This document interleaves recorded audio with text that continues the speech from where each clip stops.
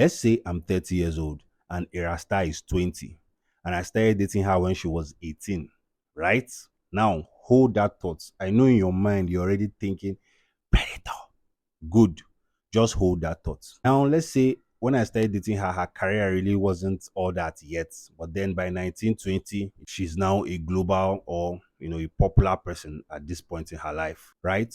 And let's say she has gone on to make about $1 million per month while I'm making about $40,000 per month. Let's just use random figures for easy calculation. Then we get married, right? And she goes on to cheat on me with Rema. Fresh young boy. Nice.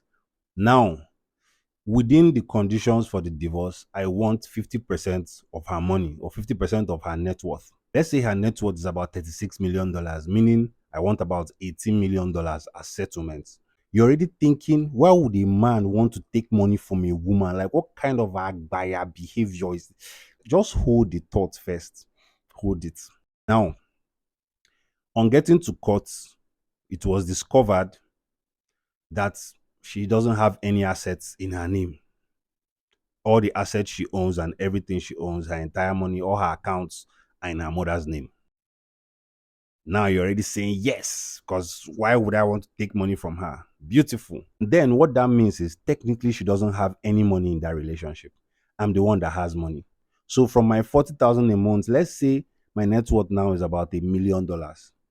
Therefore, since I'm the one that now has money technically in the relationship, I'm obligated to share what I have with her 50-50, meaning I'll have to give her $500,000. Now you're saying, yes, queen, get your coins.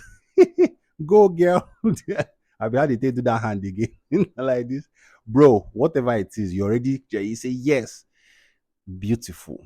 So you think it is out of place for the person who earns lesser to want money from the person that has more, right? Because in this case, is a man wanting the money from a woman, right? Lol. LOL. Now we're about to hit the kill switch. So you think what I wanted to do to her is wrong, right?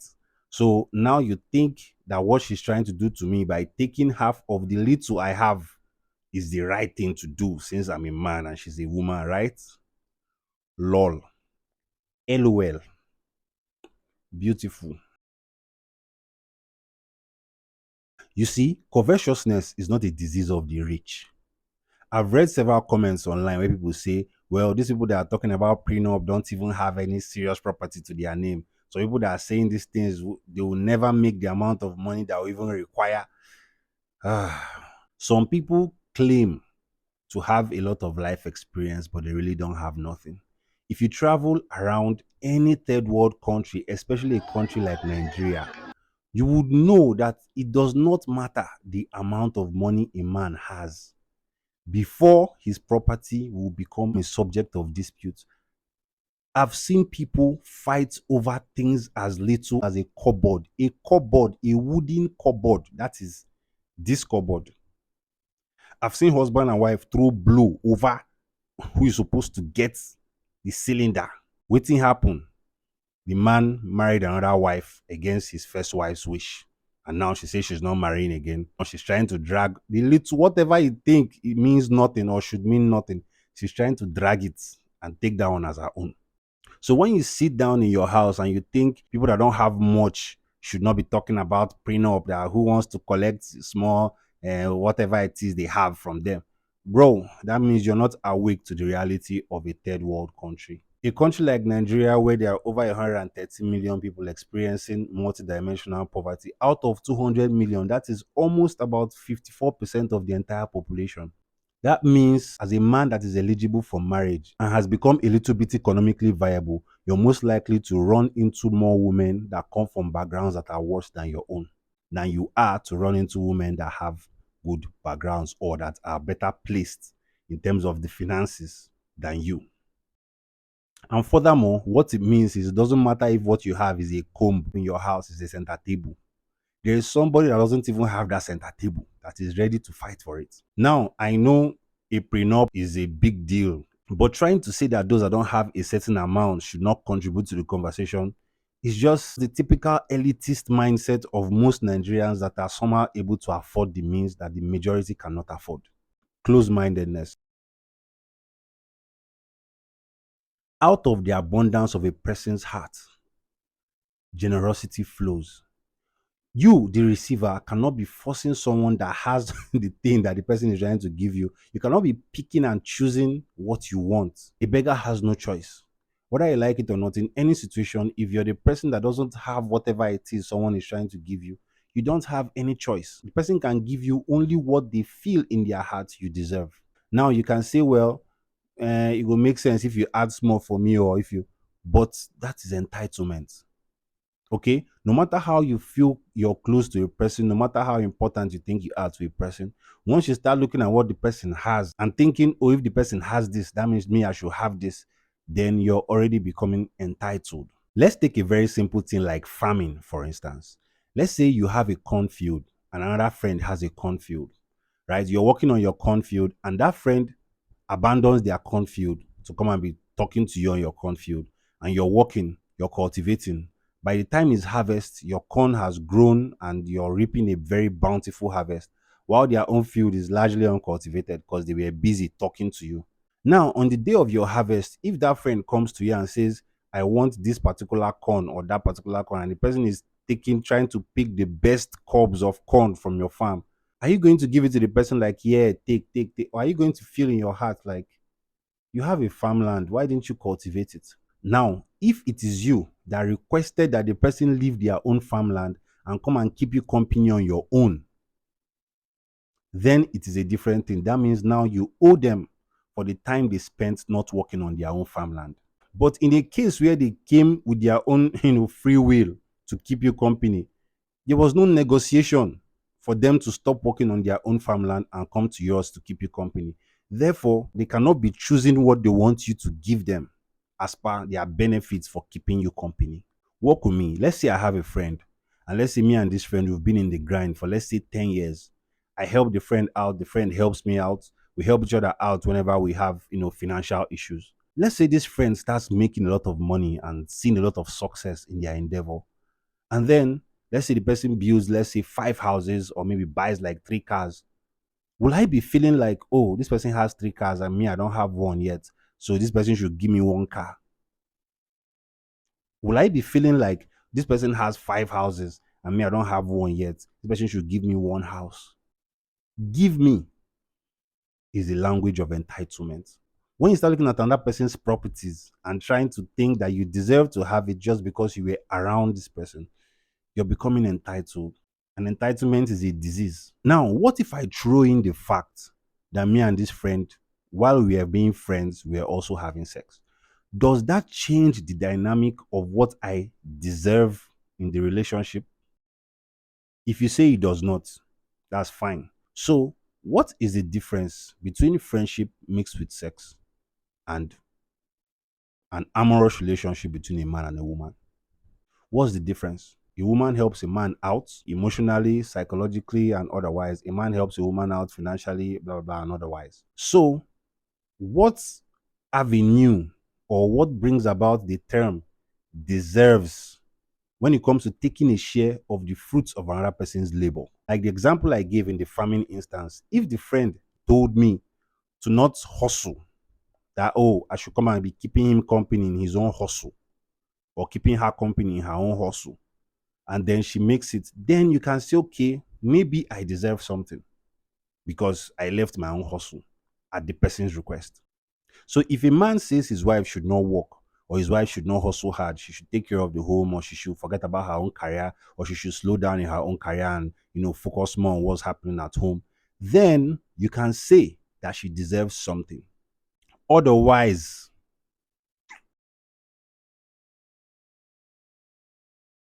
now, what trips me about divorce settlements is not the percentage the person is asking for, and is not the amount of money the person is asking for. It is the expenditure list, or the list of things the person wants to spend the money on.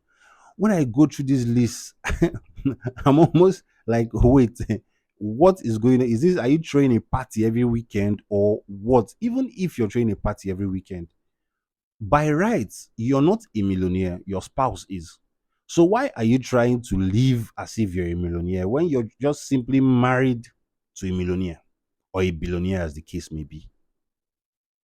What is the notion you're living with, thinking taking another person's money and going to blow it is the right thing to do?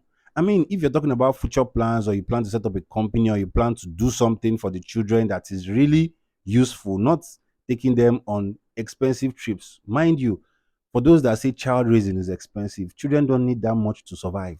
That's not to say they should not eat well, or they should not live in a good house, or they should not wear nice clothes. But there's a big difference between nice and expensive. And there's a big difference between nice and ridiculously expensive, which is what I see when I see most of these lists. You start seeing things like, vacation for the children and the stewards. It's like vacation for children and stewards. Like, I don't understand. What are the stewards going to travel? Like, I thought children just need to just play in the sand, and even if it's a sort of expensive park, it's not that expensive. What are you going to Malibu with children? Like, these are children of maybe 5 years or 10. They don't even know what you're doing. Like, you just want to see sand and see water and play. Is as they get older, maybe when they get to their teen years, they start realizing, oh, this beach is different from that beach, and this resort is different from that resort, and this holiday location is different from that holiday location. Otherwise, they don't even know these things. They are not even aware of the difference between these things. But it is you, the mother or the spouse, as the case may be, that has built these things in your mind, thinking this is a status you should always maintain. And because this is where people have associated your image with, and your reputation is built on the fact that, yeah, you visit this place every time. So now that you're about to be divorced, or now that you're divorced from your husband, you just want to keep up with the appearance, so it will not look as if, oh, you went from grace to grass. It's not like you need the money. Especially when I look at this list, it's not like this money is needed. Like I said, talking about future plans, trust funds, all that, I'm all for that. But talking about wasting money in the name of, keeping up with the rich lifestyle. Now, some people might come across this video and say, well, it's because you don't have any money here. That's why. Yes, maybe. Another thing is, shortly after the divorce settlement, what happens? After you're done blowing that money, or when you're halfway through blowing it and realize your lifestyle needs something to be funding it, you jump into the lap of another athlete, or another person that is on his way to millions or billions. Isn't that what we see? I mean, how many of these people that have gotten these huge divorce settlements have gone on to make exponential increase to their net worth? How many people have, let's say, got, let's say, $50 million as divorce settlement, and then you turn up 3 years or 4 years later and see that, oh, this person now has 100 million or something, like, to show that this person is not, just a reaper or a gold digger, so to speak. Because the popular thing to say is, oh, she built him or she made him. But if she built him, now that she has $50 million or $500 million, as the case may be, there should be some exponential increase because she's a builder. How many times have we seen this exponential increase? Using my life's peculiarities, will I give a woman 50% of my net worth? Yes. Number one, if I've been with her for long enough, it means she's something to me. She's important. And it means I consider her to be really very close to me, because it's not easy to stay with me for that amount of years. Okay. So without even thinking about it, I will easily give it up. But if it is included in the terms for the divorce, then I'm sorry. We are going to fight until finish. Now, my point is this. The divorce lawyer you're calling obviously is going to charge you a very huge sum to just to settle this case. So you're taking my hard-earned money, you rather throw it away on some trash ass lawyer than just negotiate with me like a civilian. You want to go through the military route. And that is where a person like me might want to say, okay, you know what? Let's do this your way, since you want to just dash lawyers money for nothing. A good character needs no announcement. Okay, if you're good, I know you're good. And it shouldn't take me nothing as a thinking man, or as someone that has his head on his shoulders, to know that, yo, this person deserves this. Like, it's nothing. If I can give you half of my money when I had just 10,000 naira, I can give you half of my money when I had just 20,000. It is nothing to give you half of my money when I have 500 million. It is nothing. What you do with little, you will do with plenty. Now, if I had 10,000 and I couldn't give you 5K out of it, what it means is that even if I have 100 million, I cannot give you 50 million out of it. What you do with little, you do with plenty. So, going by my own life peculiarities, I will easily give a woman 50% of my net worth. But, like I said, if it is included in the terms for the divorce and she wants to fight that, is like, so you want to just throw away money for nothing? Let's throw away the money together then. Will I put my assets in my mother's name? Hell no. No. N-O. No. Capital letter. No. No, no, no, no, no, no, no, no, no, no, no, no, no, no, no, no. See, guy, I don't want to wake up one morning and hear that, oh, the CWO have thrown a very a very fantastic and majestic bazaar and they are ordering 50,000 cows. And, bro, now it does not mean that that's a bad thing. What I'm trying to say is, I know these people do not care about her. You understand? So, giving that leeway for such things to happen is just going to pain my eye. It's better if she spends it on herself than to start doing things that I know are not beneficial to her in any way. Just because people are, hey, your son is this one, your son is that. So, no, I will not. Now, I believe men should provide for women and do whatever legal thing it takes to make women happy, right? But I also believe that covetous people harbor a very big baggage of hatred, anger, envy, jealousy, malice, and extreme wickedness. So it takes a person that possesses all these things I just mentioned to want to fight dirty just to get things. That means all the while the person was with you, they were not happy because you were making money. They were not happy because you were succeeding. They were only happy because they could eat off what you were bringing to the table. That's the only reason why they were happy. Otherwise, they're not happy for your success. Now, men are more adaptive to hard situations than women. Let's say, for instance, you're a millionaire, you live in Banana Island, or a billionaire, as the case may be. You live in Banana Island, right?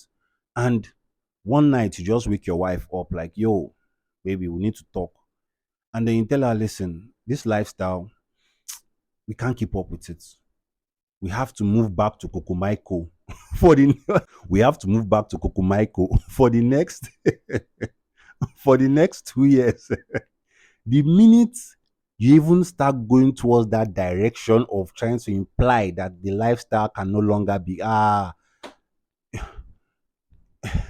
your wife can no longer breathe fine at this point. She's hyperventilating. Her heart is beating.